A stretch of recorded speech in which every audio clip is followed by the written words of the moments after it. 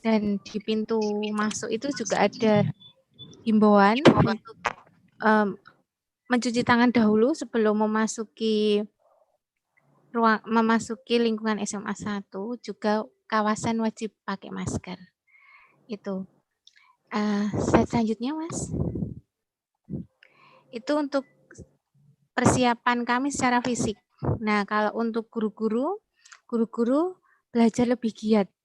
Jadi sebelumnya sudah belajar, tapi saat ini memang betul-betul belajar lebih giat karena akhirnya membiasakan mengajar secara daring. Apalagi untuk keputusan Menteri Pendidikan bahwa yang boleh dibuka hanya yang zona hijau. Kebetulan SMA 1 ada di Surakarta dan Pemkot Surakarta mengatakan kemungkinan dibukanya Desember.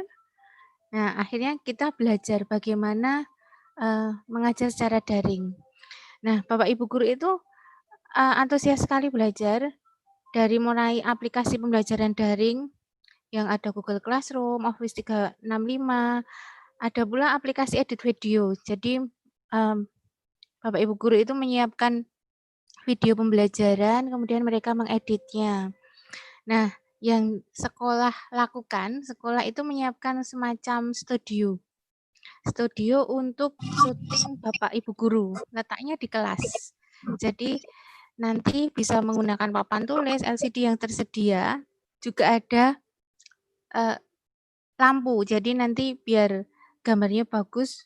Nah, untuk tim yang syuting itu kita ada eskul raw, eskul yang fotografi dan membuat. Nah, kita berkolaborasi dengan siswa, nanti membuat video pembelajaran di kelas yang sudah disediakan. Itu yang dilakukan oleh SMA 1 untuk semangat menghadapi tatanan normal baru. Sekiranya cukup Mbak Tia?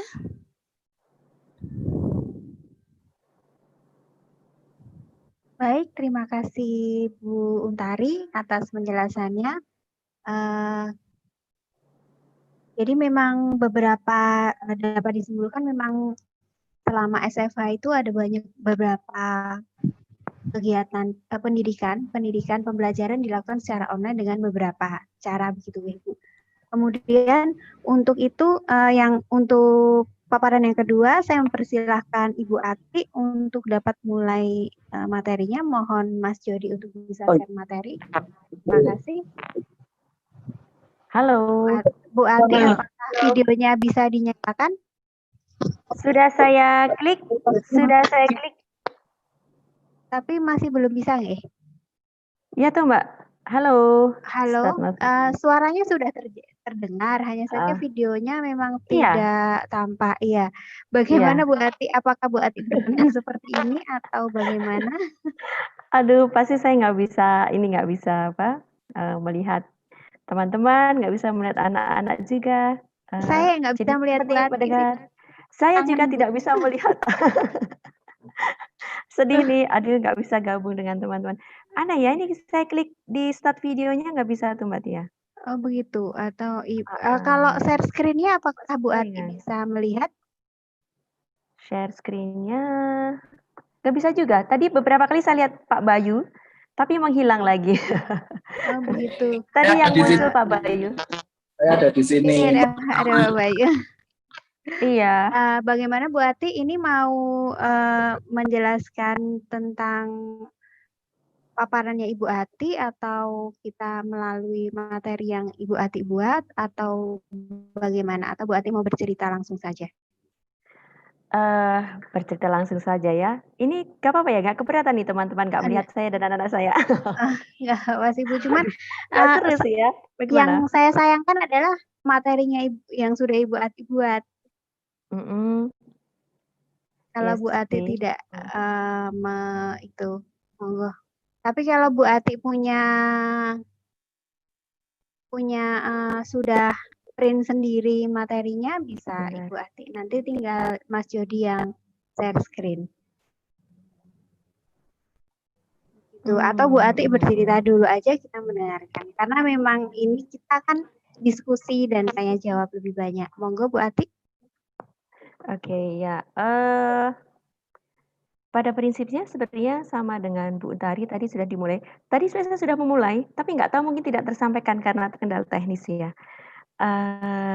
Sebenarnya kalau yang dari pihak sekolah, kami itu kan meneruskan amanah dari provinsi ya, dari pemerintah. Sampai saat ini sebenarnya kalau yang dari SMA 6 itu belum berani menyampaikan kepada teman-teman, kepada anak-anak bagaimana nanti kita akan memulai kenormalan baru ini.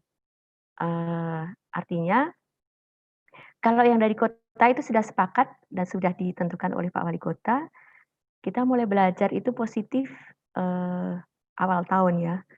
Tetapi kalau yang dari provinsi itu kita masih benar-benar menunggu, belum diputuskan apakah kita akan bertatap muka atau akan di-shift tatap mukanya atau kita tetap belajar jarak jauh.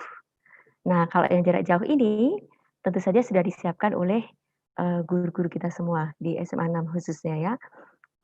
Berbagai fasilitas seperti Zoom, seperti webinar, seperti Office 365 ya, itu bervariasi sekali.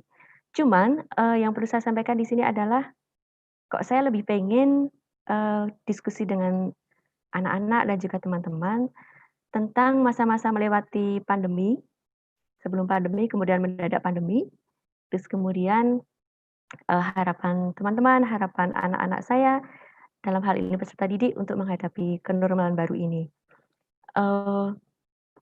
Mengenai ekstrakurikuler untuk SMA 6, untuk anak-anak SMA 6, sepertinya kita belum bisa memulai karena risikonya masih sangat tinggi. Kemudian yang kedua, kita belum evaluasi yang masa pandemi yang pertama. Saya menyebutnya periode pertama.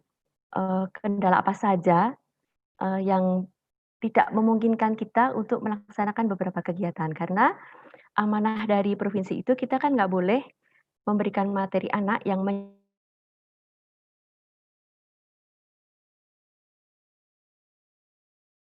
menyebabkan satu berbiaya, yang kedua anak-anak berinteraksi keluar rumah, yang ketiga kami mempertimbangkan kesehatan anak-anak ya. Jadi hari ini yang ingin saya dengar sebenarnya anak yang banyak bicara dan masukan dari teman-teman. Kurang lebihnya begitu sih Mbak Tia.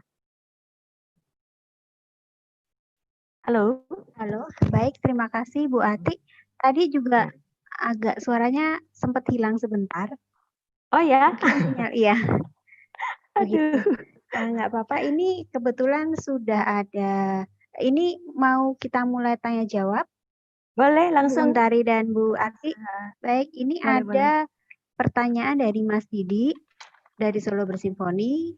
Mau Ya. menanyakan mengenai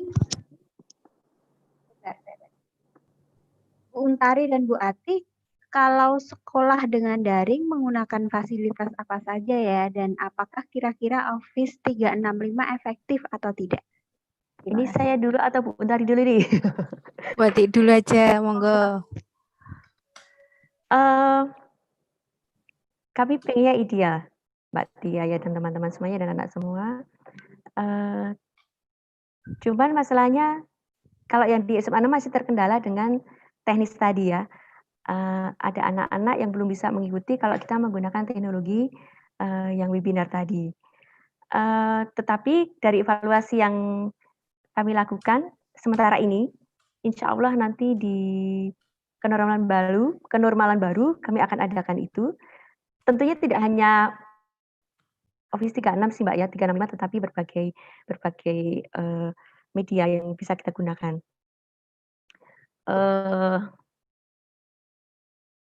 Halo? Halo? Iya, halo ya Bu Ati, monggo Ya. silahkan Ya, lanjut. saya rasa efektif Mbak, saya rasa efektif meskipun belum semua anak bisa mengikuti, tetapi itu yang lebih baik, yang paling memungkinkan dibanding yang lainnya. Baik, monggo silakan. Sudah cukup Bu Ati, Bu Untari Ya. menambahkan, monggo. Kalau di SMA Negeri 1 Surakarta, kita pakai prinsip merdeka mengajar. Jadi seluruh guru dipersilahkan mau menggunakan aplikasi yang mana. Kalau untuk pelatihan 365 itu diadakan pelatihannya. Kalau untuk Google Classroom itu kita belajar mandiri. Jadi selama ini kita sehari WFH, sehari WFO. Jadi saat WFO itu karena ini belum mengajar, jadi kita bareng-bareng belajar. Jadi mulai belajar bagaimana Google Classroom, kemudian aplikasi yang digunakan untuk mengedit video, itu kita belajar di situ. Dan setiap masing-masing guru pasti punya kesenangan masing-masing. Jadi ada yang nyaman dengan Office 365, ada yang nyaman dengan Google Classroom, itu dibebaskan. Jadi kalau efektif tidak Office 365, kalau saya itu kan untuk editnya dan sebagainya itu agak lama nggih.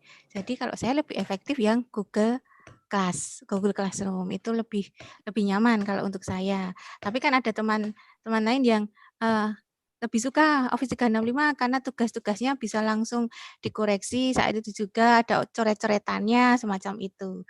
Jadi kalau ditanya efektif atau tidaknya, masing-masing guru akan punya jawaban masing-masing. Seperti itu Mbak Tia. Baik, terima kasih Bu Untari dan Bu Ati. Ini ada pertanyaan dari Mbak Rizka yang kedua.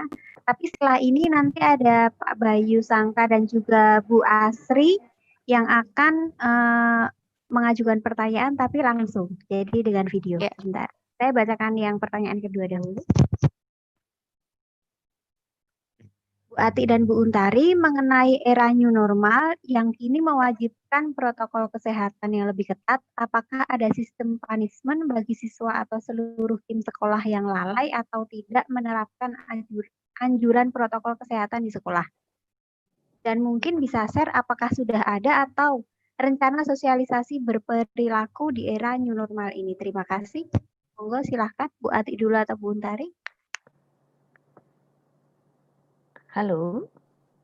Halo, Bu Ati dulu Ya. yang mau menjawab. Ya. Baik, terima kasih. Kalau sosialisasi tentang protokol kesehatan menghadapi COVID ini sudah disosialisasikan, Mbak. Cuman kalau punishment kami enggak melakukan punishment.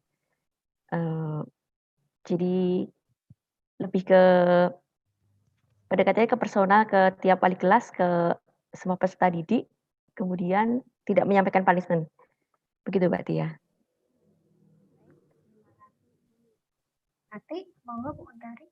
Iya, kalau di SMA 1 itu di pintu masuk awal itu sudah diingatkan terlebih dahulu. Itu maskernya belum benar. Itu sudah diingatkan di pintu masuk dulu. Jadi kalau hukuman tidak, tapi kita mengingatkan. Jadi kalau teman-teman, kebetulan ini PPDB banyak yang konsultasi. Jadi ketika ada teman yang lupa nggak pakai masker itu kita ingatkan. Maskernya dipakai dulu seperti itu.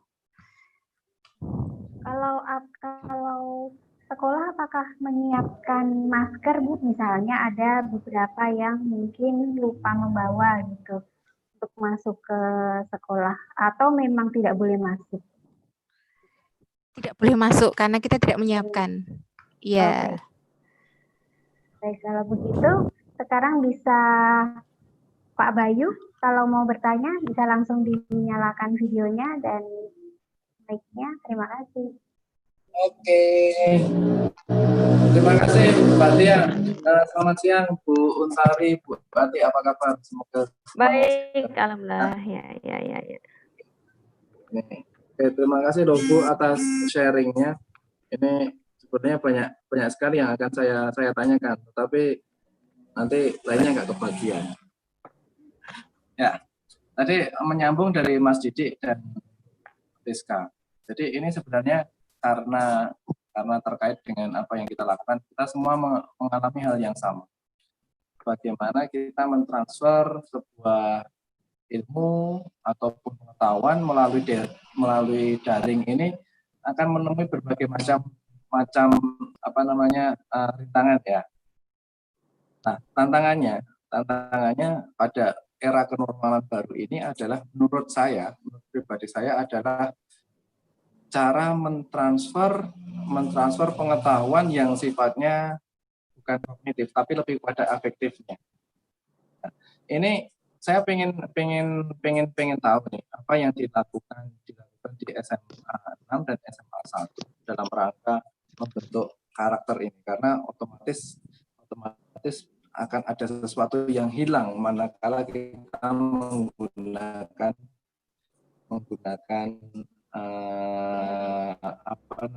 sistem pembelajaran online gitu. Itu Bu pertanyaan saya, nanti bisa dilanjut lagi. Matur nuwun.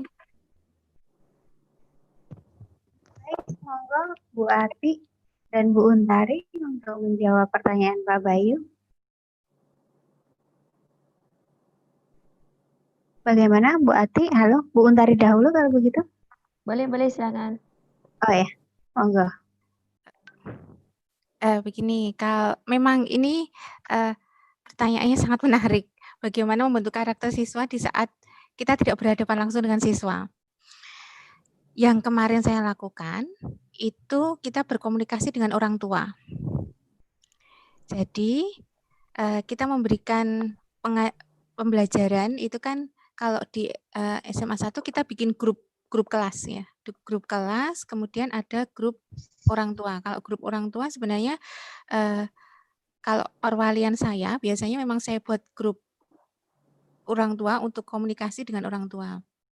Nah, kemarin itu sangat membantu, karena ketika di grup kelas itu gurunya mulai, ini kok si ini belum ikut, ini tugasnya kenapa belum terkumpulkan, semacam itu saya komunikasikan dengan orang tua. Kemudian ketika liburan kemarin kami juga dengan orang tua itu bertanya bagaimana kenyamanan anak-anak belajar, bagaimana pengawasan mereka, semacam itu. Kemudian terjadi diskusi antara saya dan orang tua. Jadi lebih ke bekerja sama dengan orang tua untuk membentuk karakternya. Dan dari tugas kebetulan saya di bahasa Jawa, jadi dari tugas pun tugas awal itu yang saya berikan, saya suruh anak-anak itu berbahasa kromo dengan orang tuanya. Kemudian nanti paling tidak mereka akan belajar bagaimana tingkah laku dan unggah-ungguh untuk bahasa kromo ini. Itu Pak Bayu dari saya.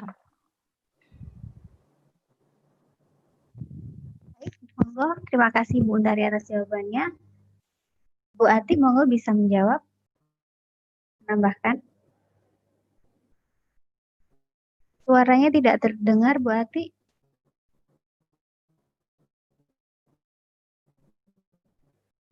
Bu Ati, apakah mendengar suara saya?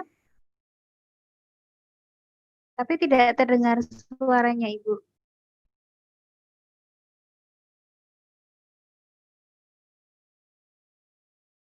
Bentar. Bu Ati, bagaimana? Nah, ini sudah unmute. Apakah bisa terdengar Halo. suaranya? Halo, ya. Nah, sekarang sudah terdengar, Ibu. Monggo. Halo Mbak Tia, mau diulangi? Saya tidak mendengar ini Mbak Tia. Oh iya, tadi pertanyaan dari Pak Bayu adalah bagaimana membentuk. Halo, ya, apakah Bu Ati mendengar suara saya?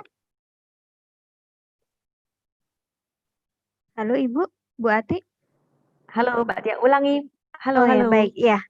Terdengar suara saya ya Bu? Sekarang terdengar? Iya. Ya. Sama-sama. Jadi tadi pertanyaan dari Pak Bayu adalah bagaimana membentuk karakter siswa tanpa guru bertemu secara langsung dengan siswa. Terima kasih. Monggo dijawab. Matur nuwun pertanyaannya. Terima kasih Pak Bayu. Pertanyaannya yang saya suka dari Pak Bayu itu concern sekali atau peduli sekali dengan proses anak-anak itu menjadi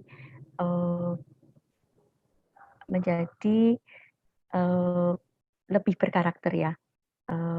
Untuk membangun karakter, selama kami tidak bertatap muka dengan anak-anak itu, salah satu yang bisa kami lakukan itu, ini dalam kasus saya,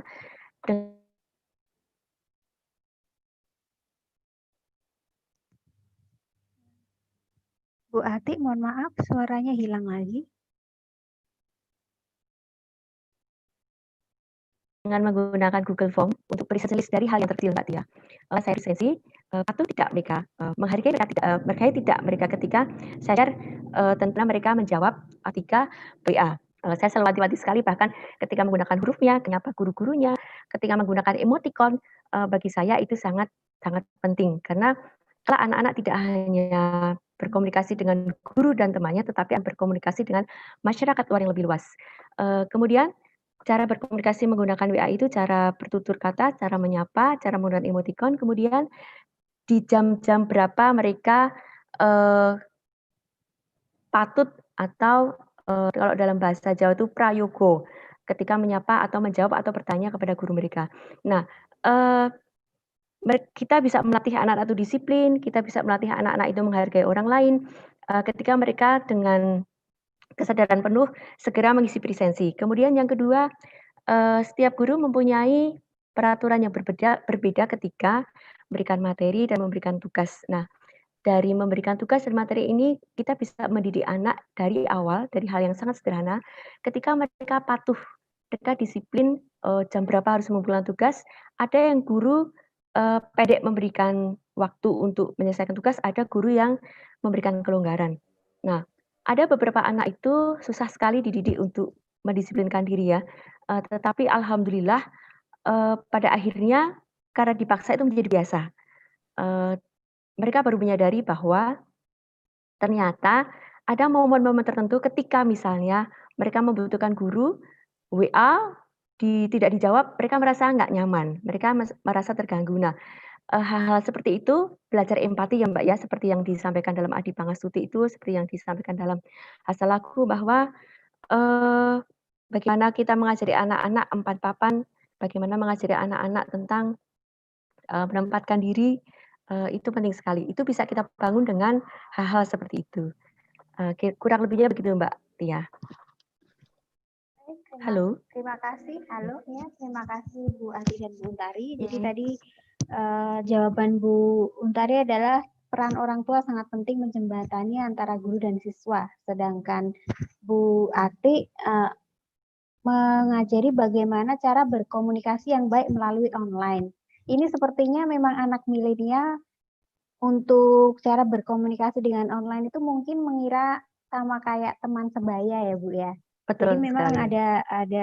ada kadang memang emoticon, huruf besar kecil dan waktu kapan itu kadang tidak melihat dari sisi itu gitu. Tapi mungkin Iya, karena banyak terbiasa diabaikan. dengan komunikasi online dengan teman jadi terbawa. Iya. Baik, kemudian Bu Asri, kalau mau Bu Asri bisa menyalakan video dan mic-nya untuk bertanya langsung. Terima kasih. Monggo Bu Asri. Videonya belum nyala. Telepon aja Mbak Tia, bisa ya? Asri, ya. Ini sudah terdengar suaranya, tapi Proses. videonya belum nyala. Ya, saya pakai mikrofon aja nggih, nggak usah Oh, pakai. nggih, monggo. Silahkan Bu. Assalamualaikum warahmatullahi wabarakatuh. Selamat siang Bu Untari dan Bu Ati ya, guru-guru pendamping dari sekolah di Pangastuti yang juga rekan guru saya. Ada beberapa pertanyaan yang ingin saya sampaikan terkait kenormalan baru di sekolah ya. Tentunya ini kan kondisi yang sangat berbeda nantinya akan dihadapi oleh peserta didik, terutama adalah peserta didik baru nih. Kalau yang kita tahu sekarang adalah kita sedang menghadapi pendaftaran peserta didik baru yang nantinya juga pastinya akan menjadi peserta didik di sekolah kita masing-masing. Dan kita tahu bahwa peserta didik baru itu akan menjalani proses yang kita namakan masa pengenalan lingkungan sekolah ya, atau MPLS. Kalau dulu kita menyebutnya MOS. Nah, sementara dengan kondisi yang bagaimana nanti untuk pengenalan lingkungan sekolah secara non fisik gitu ya. Jadi ketika siswa itu pada bulan Juli nanti, di mana waktunya masih belum efektif untuk belajar di sekolah, tetapi mereka juga sudah harus mengenal lingkungan sekolah gitu. Mengenal apa saja bagian-bagian sekolah mereka, waka-waka di sekolah mereka siapa saja, kemudian prasarananya apa saja, ekskulnya apa aja. Nah, seperti itu. Kalau biasanya kita bertatap muka, kemudian ada pameran-pameran ekskul seperti itu ya di MPLS. Nah, bagaimana strategi yang dilakukan sekolah supaya masih tetap bisa mengenalkan sekolah kepada peserta didik baru, tapi dengan cara virtual seperti ini, dengan cara online seperti ini. Itu dulu pertanyaan saya. Mohon dijawab untuk Bu Untari dan Bu Ati. Terima kasih. Assalamualaikum warahmatullahi wabarakatuh. Waalaikumsalam warahmatullahi wabarakatuh. Monggo Bu Ati dan Bu Untari, mau Bu Ati dahulu. Halo. Halo Bu Ati, monggo bisa dijawab dahulu. Oke. Yang pasti MPLS sudah tidak seperti dulu ya, Bu Asri. Tidak ada perpeloncoan, tidak ada hal-hal yang konyol itu. MPLS-nya pasti banyak akan mengenalkan lingkungan sekolah, kemudian lebih banyak mempersiapkan peserta berubah ini ya. Guru mereka mengenal, halo, Mirang, halo. Terdengar Bu Ati, monggo. Bu Ati. Halo. Ya, Halo. lanjut Bu Ati. Dengar. Lanjut Halo. Bu Ati. Halo, lanjut Bu Ati, monggo silakan.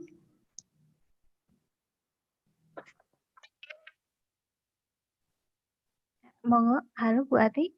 Apakah Halo, ya terdengar Bu Ati suaranya. Monggo silakan. Tadi apakah sakit Mireng ya? Bisa Mireng suara Iya, halo? bisa. Halo? Bisa Ya, Bu Ati. bisa Bu Ati. Monggo Bu Ati. Apakah terdengar suaranya atau tidak? Ini suaranya tidak terdengar Bu Ati meskipun unmute. Bentar. Ya, halo Bu Ati. Nah, ini sudah terdengar.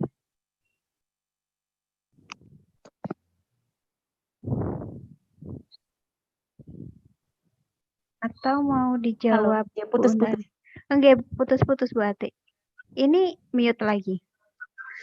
Monggo bisa di-unmute. Ya, sudah. Monggo Bisa Bu mendengar Ati. saya, halo? Bisa. Halo Mbak Tia. Bisa mendengar Bu Ati. Mbak Tia, Bu Untari, Bu Asri, halo. Halo, nggih bisa. Iya. Bisa terdengar Bu Ati. Monggo Bu Ati. Halo. Halo, nggih. Halo. Bisa terdengar suaranya Bu. Halo, Mbak Tia bisa mendengar saya? Bisa. Bisa. Bisa mendengar saya? Bentar. Bisa Bu. Bisa banget. Halo. Halo, bisa.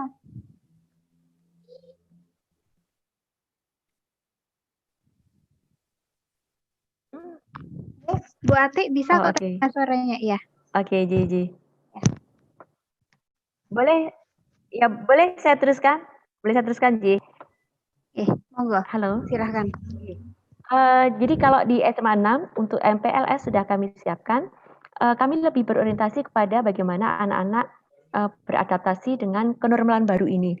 Jadi faktanya adalah karena di beberapa sektor kehidupan kita dilonggarkan, justru kami ingin menyadarkan kembali anak-anak untuk lebih memperketat atau lebih waspada menjaga diri mereka ketika mereka berinteraksi di lingkungan sekolah.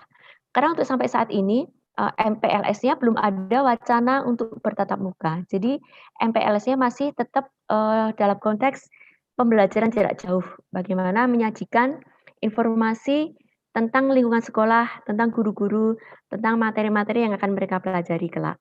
Seperti itu.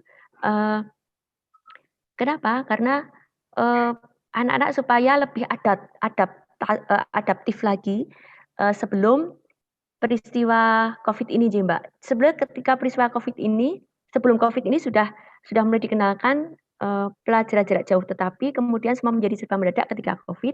Nah, banyak sekali evaluasi sehingga harapan kami ketika MPLS, ketika pelajaran baru, anak-anak jauh lebih disiplin, anak-anak jauh lebih siap menghadapi perubahan yang baru ini. Begitu Mbak Tia.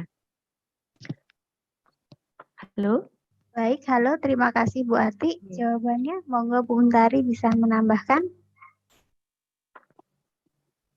Kalau untuk MPLS itu kita menunggu juknis dulu dari provinsi nanti seperti apa. Tapi untuk persiapan itu sudah kemarin saya sudah berdiskusi dengan anak-anak RAW. Biasanya ketika MPLS kita juga bekerja sama dengan siswa. Nah, anak-anak itu ternyata saya sebenarnya awalnya diskusi saya bilang saya pengen bikin video awal itu tentang memperkenalkan SMA 1 tapi pakai bahasa Jawa. Saya bilang gitu ke anak-anak. Nah, kemudian anak-anak, oh iya Bu, berarti nanti untuk MPLS kita juga akan buat seperti itu Bu. Jadi nanti kita perkenalkan mulai dari gurunya, kemudian ruang-ruangannya, dibuat jalan dari depan, kemudian nanti ruangan ini ruang apa dan sebagainya sampai perkenalan seluruhnya. Itu yang kami persiapkan. Jadi tetap menghadirkan SMA 1 ke mereka. Jadi walaupun mereka di rumah, tapi mereka sudah tahu, oh di sekolah itu ada apa saja. Itu kalau persiapan sementara seperti itu. Kalau nanti bentuknya seperti apa, kita tetap menunggu juknis dari pemerintah Provinsi Jawa Tengah.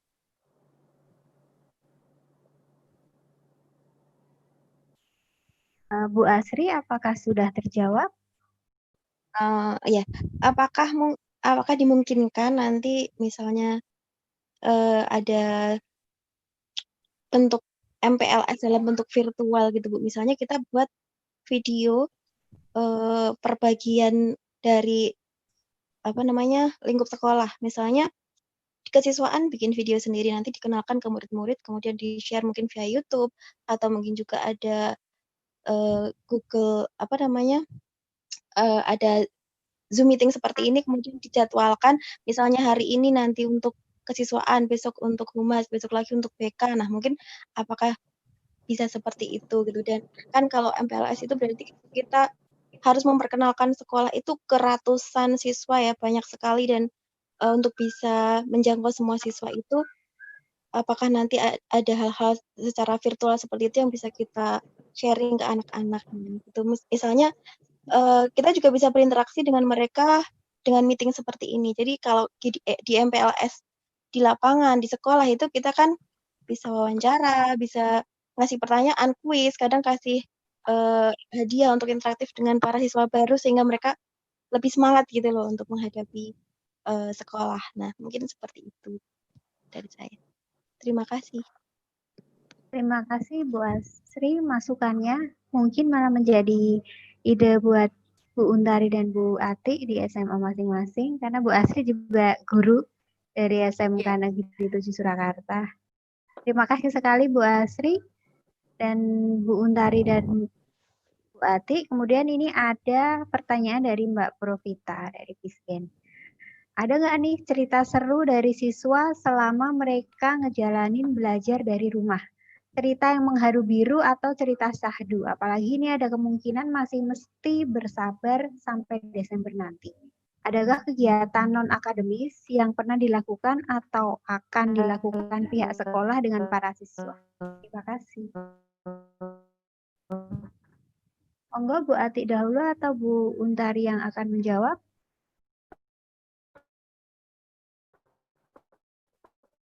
Halo, begini. Halo, kalau Bu ya kebetulan kalau pengalaman saya itu paling terasa itu saat tes, karena tesnya online. Nah, kemudian sampai harusnya masuk itu jam 8, ditunggu sampai jam 9 kok ada anak yang belum masuk. Akhirnya itu yang kita harus menghubungi anaknya tidak bisa dihubungi, kita hubungi orang tuanya. Ternyata setelah lama jam 10 itu baru dapat jawaban, ternyata anaknya ketiduran. Itu yang pas tes ya, ketika tes itu yang terjadi. Kemudian kalau tugas itu anak-anak ya memang harus beda nggih. Jadi ketika online ini sebenarnya pernah juga saya laksanakan dulu sekali, zaman belum model WA belum ada, internet juga masih sangat mahal pada waktu itu.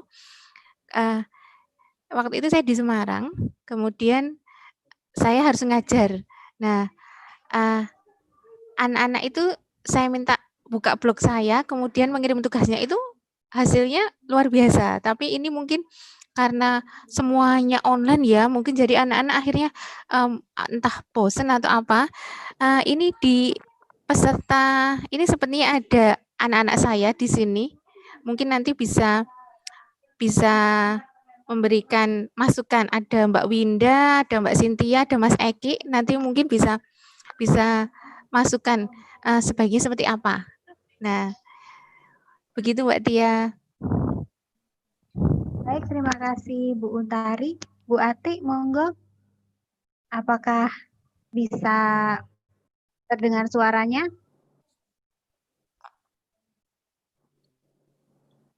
Bu Ati? Bentar.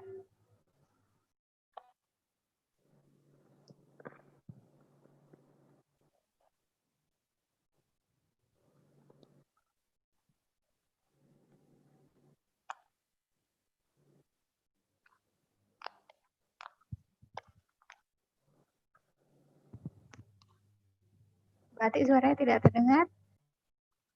Oke. Ini sebelum Bu Ati menjawab, Halo, saya iya, juga siap halo, ya. ya. Monggo Bu Ati.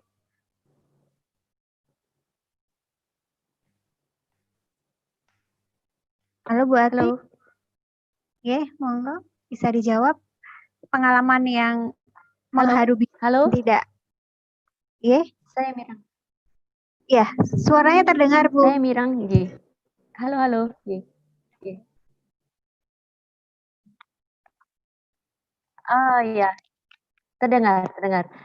Jadi begini, teman-teman dan semua anak-anakku dan Bu Untari, Bu Asri, satu hal yang sangat mengesankan dan saya itu sampai nggak bisa tidur. Jadi ketika kami mengadakan PAT, penilaian akhir tahun, itu ada anak yang tidak bisa mengikuti PAT, tidak bisa teratur mengikuti PAT. Jadi kadang hadir, kadang tidak. Kemudian tim sekolah langsung hadir ke sana, ke rumah anak. Ternyata si anak itu tidak punya HP, jadi bisanya ikut PAT ketika dia harus mengikuti bapaknya ikut nge-Grab. Bapaknya itu, kehilangan pekerjaan, jadi alih profesi, menjadi supir taksi online atau Grab. Nah, karena PAT-nya itu waktunya sangat terbatas dan sinyalnya juga putus-putus, sehingga PAT-nya itu tidak tuntas. Kemudian jadi kewajiban bagi sekolah untuk, bertanggung jawab, untuk hadir, dalam kesulitan anak. Akhirnya, diputuskan, sekolah meminjami handphone sementara kepada si anak, kemudian kuota itu digratiskan. Jadi, hal-hal seperti itu yang kemudian, makna kehadiran satu dengan yang lain itu sangat berarti, Mbak. Jadi, dalam proses belajar mengajar itu tidak hanya bagaimana kita mentransfer ilmu, tidak hanya bagaimana, kami mengejar-ngejar anak-anak untuk mengumpulkan tugas, tapi kami harus mencari tahu kenapa anak itu tidak mengumpulkan tugas. Ada yang sampai, semua tugas yang dikumpulkan, semua tugas yang dikerjakan itu, ada beberapa kendala. Dan yang paling menarik perhatian guru itu ya si anak yang berjuang untuk mengikuti PAT, itu harus mengikuti bapaknya nge-Grab dulu. Begitu. Kemudian, pernah satu kali saya tanya, "Loh dulu pakai HP?" "Iya, itu dijual sama ibu." Dan mereka tinggal terpisah dengan ibunya. Jadi dia tinggal dengan sang ayah, bisa mengikuti PAT ketika dia harus mengikuti online, begitu. Itu yang paling menarik perhatian saya. Kemudian yang kedua, yang saya sangat syukuri dan saya merasa bangga, di kelas perwalian saya itu sebenarnya termasuk anak-anak yang kurang beruntung. Jadi anak-anak yang, diterima di sekolah di SMA 6 itu karena zonasi. Nah, mereka tidak lebih beruntung dari teman-teman yang lain, tetapi ada, kesadaran untuk, mengumpulkan donasi, kemudian donasi itu terkumpul dan dibagikan kepada teman-temannya yang lain. Itu yang sangat mengesankan bagi saya ketika lebaran kemarin. Baik, terima kasih Bu Ati dan Bu Untari ternyata yang banyak cerita mungkin barangkali lebih mengharukan, ada yang lebih membanggakan. Ya, ini juga ada pertanyaan yang menarik dari Pak Bayu nih. Pertanyaan yang menarik dari Pak Bayu, jika memang apa? Sebentar ya Bu, tadi sudah. Ya. Saya mau tanya lagi, kalau sudah nyaman dengan cara, misalnya nih anak-anak ternyata nyaman dengan online, gimana nanti kalau menghadapi saat tatap muka dan ternyata ada yang keberatan, gimana Bu? Atau bagaimana ya Bu Ati dan Bu Untari? Monggo tanggapannya, terima kasih. Tadi putus, mohon diulang. Oh ya, jadi ini tadi yang mohon diulang, putus-putus. Ya, tadi yang Pak Bayu tanyakan di chat, kalau sudah nyaman dengan pembelajaran baru dengan online, nanti bagaimana anak-anak kalau misalnya sudah nyaman dengan pembelajaran online, kemudian tidak semangat untuk bertatap muka, bagaimana Bu? Terima kasih. Siapa tahu ada yang lebih nyaman gitu. Belum kami survei, Mbak, secara ideal. Belum kami survei, belum kami evaluasi apakah mereka lebih suka belajar di rumah atau di sekolah ya. Kalau kemudian mereka andainya lebih nyaman belajar di rumah, kemudian tiba-tiba harus mempersiapkan mereka belajar di sekolah. Satu hal tadi saya sudah sampaikan kepada Pak Bayu secara secara teks, saya ketik dalam chat tadi.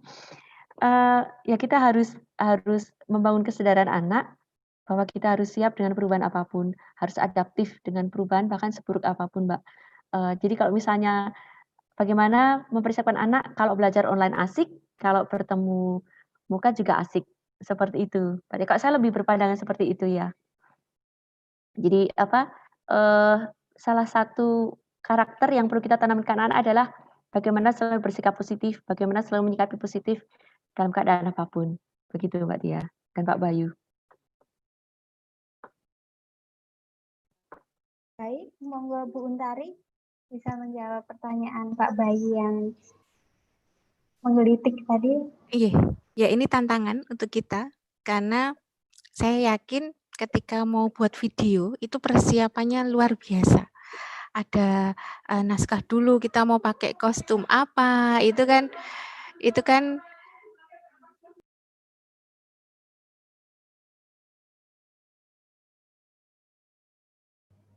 Bu Untari ke mute. Iya, ya, monggo. Ya.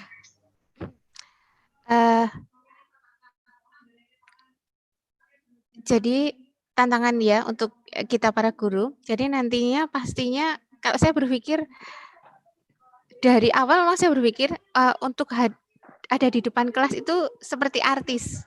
Jadi kita harus persiapan total untuk ada di depan mereka. Nah, mungkin nanti kita akan merasakan itu karena biasanya itu kan sudah terbiasa sekali mengajar. Kemudian ini kan sudah mungkin 6 bulan lebih ya, berarti hampir 1 tahun mungkin ya nanti kalau betul-betul kita mulainya Januari, berarti kan kita sebenarnya yang menyesuaikan bukan hanya siswa, sebagai guru pun kita akan kayak pertama kali lagi ngajar kan seperti itu. Jadi nanti akan kalau saya nanti akan persiapan luar biasa untuk itu. Baik, terima kasih Bu Ati dan Bu Untari. Apakah Bu Ati mendengar suara saya? Pertanyaan saya sebenarnya punya pertanyaan sih, satu aja ya.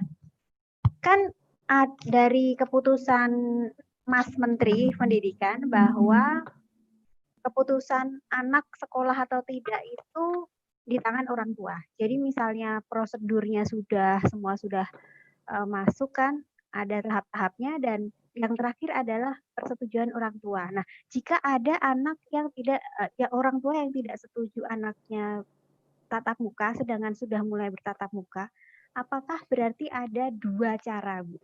2 cara pembelajaran. Jadi tatap muka dan juga online.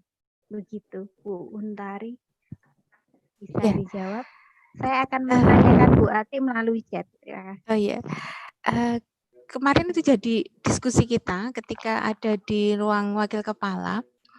Nanti ketika orang tua tidak mengizinkan bagaimana ya? Kalau dulu kan orang tua izin ke sekolah ya. anaknya tidak masuk itu kan orang tua izin ke sekolah. Kalau sekarang dibalik jadi sekolah minta izin ke orang tua, boleh nggak anaknya masuk seperti itu. Nah, kemungkinan kita akan bikin skenario pembelajaran. Kalau membuat skenario pembelajaran tidak hanya pembelajaran daring ataupun tatap muka langsung, tapi mungkin ada ketika tatap muka ini pun harus mengikuti protokol kesehatan. Berarti kan kita juga menyiapkan shift. Karena kalau menurut aturan itu kan satu kelas hanya berisi 18, padahal daya tampungnya kita kan 36. Berarti nanti mungkin apa sehari masuk atau sehari tidak atau bagaimana itu nanti akan kita perbincangkan lagi. Dan yang pastinya karena kita sekolah negeri kita nunggu juknis dari provinsi seperti apa. Itu. Mungkin itu saja Mbak Tia. Baik, Bu Atik bisa menjawab lah. Monggo. Iya, siap. Jadi begini, Mbak Tia, dari ngobrol dengan orang tua anak-anak ya, baik itu yang perwalian saya, baik yang bukan perwalian saya, bahkan obrolan para orang tua secara umum yang ketemu dengan saya, saya selaku pendidik. Jadi sampai saat ini justru lebih banyak orang tua yang keberatan kalau anak-anak masuk. Itu pasti khawatir sekali. Karena justru ketika pemerintah itu sudah mulai melonggarkan, mereka takut anak-anaknya tertular. Nah, belum ada kesepakatan anak-anak nanti akan masuk atau tetap pelajaran jarak jauh. Kalau secara pribadi, saya sebagai pendidik dan bahkan saya sebagai seorang ibu, saya tetap memilih untuk saat ini, saya setuju dengan Wali Kota Solo ya, untuk menjaga kesehatan anak karena saat ini prioritas kita adalah kesehatan anak, kesehatan kita semua. Bagaimana kita tidak tertular dan menulari kan begitu. Jadi saya tetap lebih setuju ketika tidak bertatap muka. Andainya pun misalnya pemerintah kemudian yang provinsi karena yang SMA SMK derek provinsi, yang SMP ke bawah itu derek kota, itu berbeda kebijakan. Seandainya barangkali nanti provinsi itu memberikan keputusan bahwa pelajaran itu harus dilaksanakan tatap muka dengan cara shift, sekolah sudah berusaha mempersiapkan sebaik mungkin, serigid mungkin untuk menjaga protokol kesehatan untuk anak-anak. Misalnya sudah mulai disiapkan termometer gun, kemudian sudah disiapkan sabun tangan di mana-mana, sudah disiapkan banyak sudut tempat untuk cuci tangan. Kemudian anak-anak juga dibekali dari rumah bagaimana menjaga kesehatan mereka sendiri, bagaimana tidak berperilaku sehat, tidak menulari teman-temannya, dan tidak sembrono ya. Kemudian bahkan sampai disampaikan kepada semua anak-anak, untuk sholat pun tidak boleh menggunakan mukena temannya, harus membawa mukena sendiri-sendiri. Makan pun harus membawa sendiri-sendiri.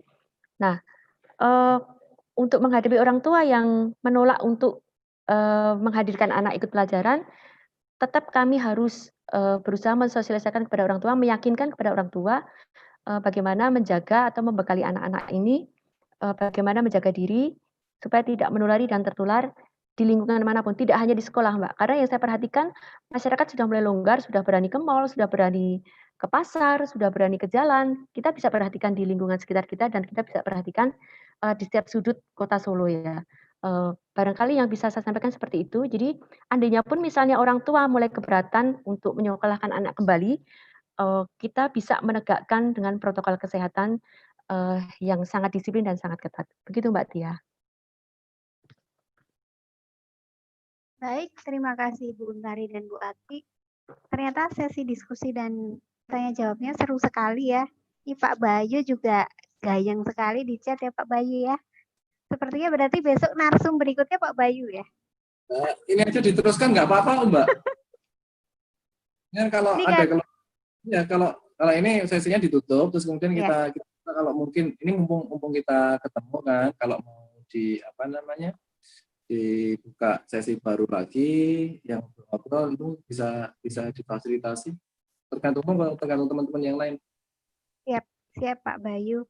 Dan Bu Untari dan Bu Atik kebetulan ini sedang PPDB, jadi terima kasih sekali sudah mau memberikan waktunya di saat ribet-ribetnya Bu Atik dan Bu Untari di sekolah gitu, tetapi mau menjadi narasumber dalam kegiatan Simfoni Kelas kita. Baik, karena waktu sudah hampir habis, jadi di sini saya terima kasih kepada para peserta yang sudah hadir dan mau memberikan pertanyaan. Nanti akan ada feedback. Host mohon bisa memberikan barcode ini. Jadi ini adalah feedback dari kegiatan kita, bisa diisi sekarang atau nanti juga akan dikirim melalui email masing-masing. Untuk yang mengikuti dan belum mendaftar, nanti bisa kita japri untuk feedbacknya. Begitu, dan terima kasih sekali